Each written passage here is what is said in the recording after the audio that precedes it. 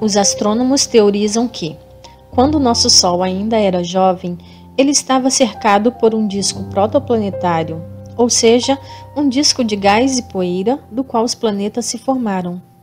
Além disso, é teorizado que a maioria das estrelas em nosso universo é inicialmente cercada por um disco protoplanetário e que, em cerca de 30% dos casos, esses discos se tornarão um planeta ou sistema de planetas.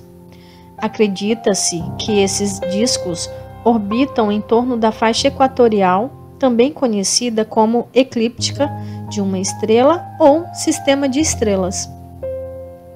No entanto, uma nova pesquisa, realizada por um grupo internacional de cientistas, descobriu o primeiro exemplo de um sistema estelar binário em que a orientação foi invertida e o disco orbita as estrelas em torno de seus polos, ou seja, perpendicular à eclíptica.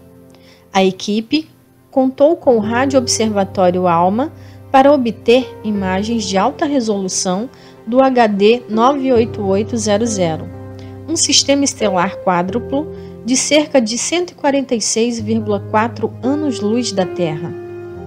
Esta descoberta confirma algo que anteriormente era apenas uma teoria para os astrônomos, que era que alguns discos de detritos poderiam ter uma configuração polar.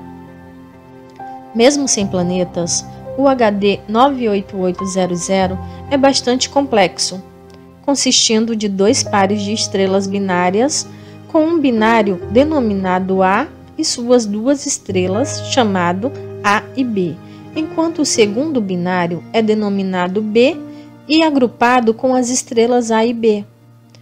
O par binário interno HD 98800BA-BB, duas estrelas semelhantes ao Sol avistado pelos pesquisadores, são rodeadas por um disco do tamanho de um cinturão de asteroides.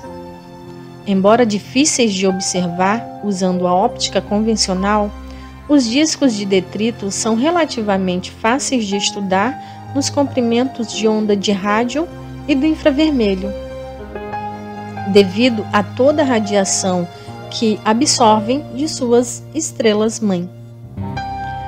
A órbita do binário já era conhecida graças às pesquisas anteriores que determinaram como as estrelas orbitam umas em relação às outras.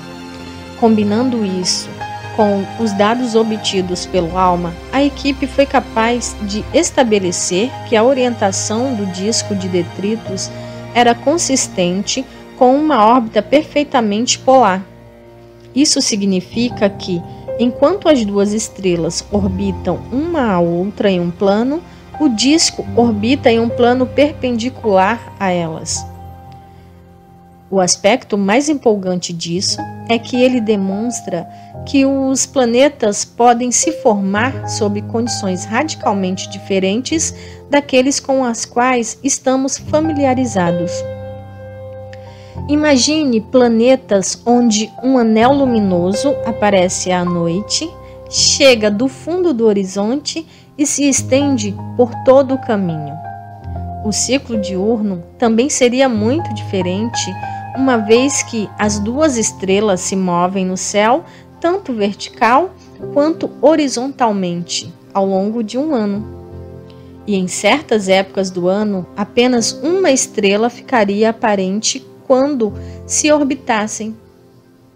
A configuração polar também significaria algumas variações sazonais incomuns, onde diferentes latitudes receberiam mais ou menos iluminação em todo o período orbital do planeta.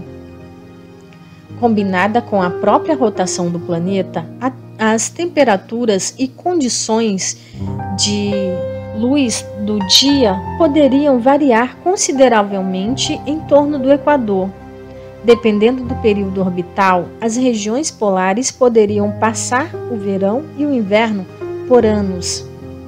Esta descoberta indica que, além de ter composições e ambientes exóticos, os planetas extrasolares também podem experimentar órbitas exóticas. Um disco rodopiante de gás e poeira orbitando em torno de duas estrelas. Esse disco orbita em ângulo reto com a órbita das duas estrelas. Incrivelmente, mais duas estrelas foram vistas orbitando esse disco. Então, se planetas nascessem ali, haveriam 4 sóis no céu.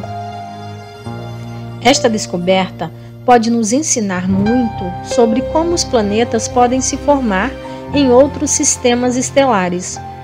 Como os ciclos orbitais e diurnos são um fator importante quando se trata da vida na Terra, talvez esses sistemas e outros semelhantes também possam nos ensinar uma ou duas coisas sobre como a vida pode emergir em outros planetas. Espero que tenham gostado do vídeo. Obrigada a todos e meu agradecimento especial aos meus apoiadores.